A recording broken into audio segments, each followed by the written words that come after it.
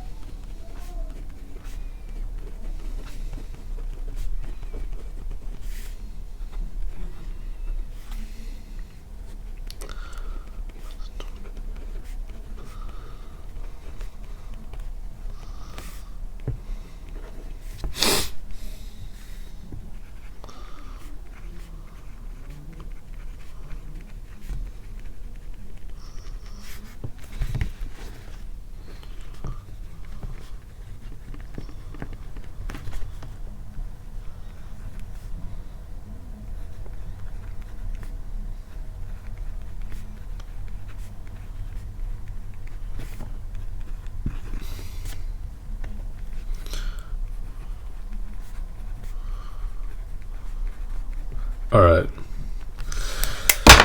So that should be enough time. I just wrote down my 10 goals right here. Once you've written all 10, I want you to look at this list with me. And you're going to choose 1 to 3 goals that are like your main goals. Like these are the ones that are the most important to you. So identify those, and I want you to circle those, right?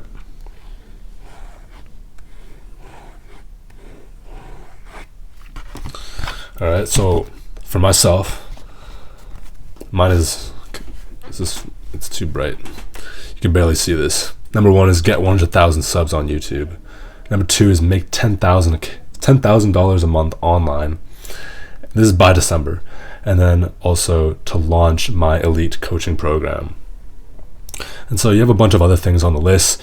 I want you to just cross all of those out, right? So move to Japan, get an internship at Stark Industries, boom, bulk up, marathon, cross all those out.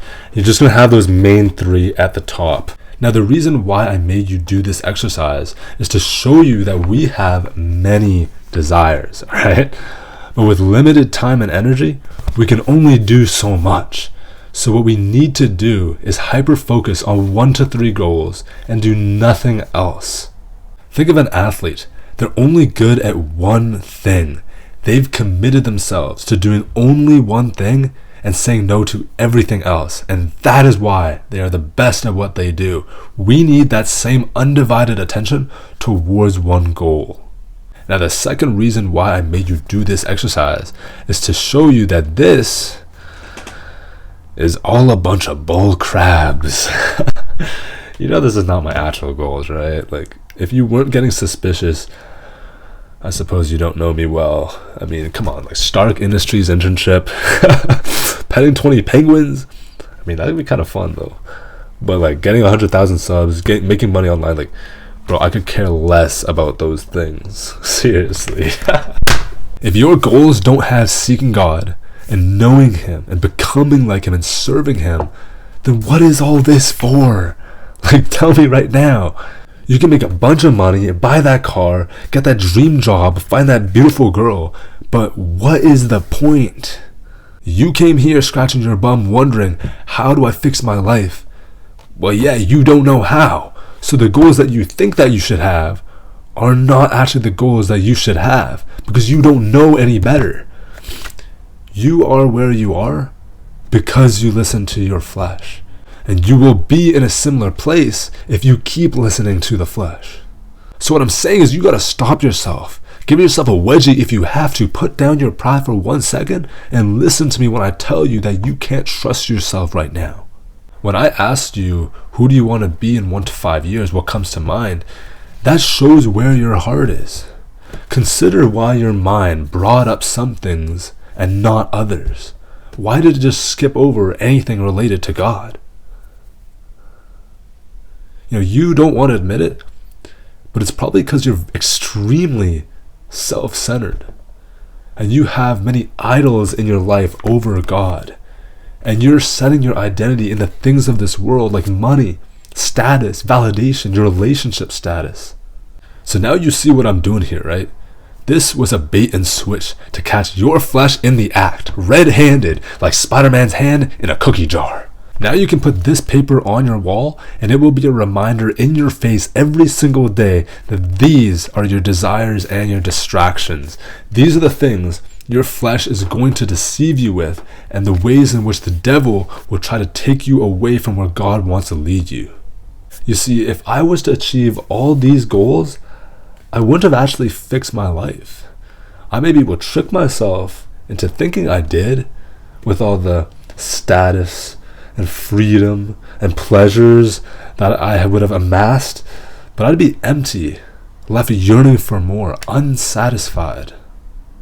Let me tell you something. The only way to fix your life is to not fix it at all. And you're probably thinking, but Jaime, what do you mean? What I'm saying is that you can't fix your life, no matter how hard you try. With your sinful nature, the flesh that just wants to get a bunch of money and live lavishly and buy that watch and have sex with a bunch of women, that flesh cannot be killed by your own willpower and strength. It just can't. You need the grace of God that transforms and renews and heals our brokenness. You can say all you want about how stupid that sounds, and believe me, that's exactly what I thought when I was in your position. But what did I say twice already in this video? You are where you are because you listen to your flesh. You can't trust your flesh. So trust me, who's tried everything, and I mean everything, to fix my life and failed every single time. Trust me when I say the only way to fix your life is actually to surrender control to God, to give up your vision of life. You should now have 3 goals. Write this down on that same piece of paper. Number 1 is be with Jesus. 2 is to become like Jesus. Number 3 is to live like Jesus. Do as he did, loving God and loving others. Nothing else matters. If you go after these 3 goals, then everything else will be taken care of. Seek first his kingdom, and all these other things will be added unto you. That's Matthew 6:33. Of course, you're going to have to figure out how to make money and how to provide yourself, or if you want to date and marry, then I'm not saying don't do any of those things. Do it, but do it with Jesus. Would it be glorifying and pleasing to him if I went after this job, or if I made this financial decision, or if I pursued this girl for marriage? As you abide in the vine, you'll be able to discern what to do in every situation. So this is how you fix your life. You put God first. You stop listening to the flesh, and you start immersing yourself in the Gospels. Start cultivating a deeper prayer life and hanging out with Christian friends that will encourage, support, and challenge you. Instead of painting a vision of your dream life, keep telling God that you are willing to do whatever he has in mind for you, and that you are trusting in him to show you any next steps when and if he has them. That's the key. Write that down and pray that every day. I'm telling you, most of the goals we have are not from God. And if we go about pursuing them, well, what's the point? What's the point of gaining the whole world if you end up losing your soul? Imagine if in this next year, you actually committed and went all in on being with and becoming like Jesus. Instead of chasing those meaningless goals and the dreams that will never satisfy you, you go straight for the source of all healing, joy, peace, and love. Sure, life's not going to be any easier, but God promises that He'll never leave you nor forsake you. And you have your brothers and sisters right by your side. This is what we plan to do here at Barak Project. We are creating a movement, and you are invited to play a vital role in God's mission. You can join the Remnant, our growing community, on Discord. You can also sign up for my mailing list to receive my monthly prayer letters. I would also love to hear your thoughts in the comments down below. But that's it for me today. Just remember, if anyone then knows the good they ought to do and doesn't do it, it is sin for them. So please, kill the flesh.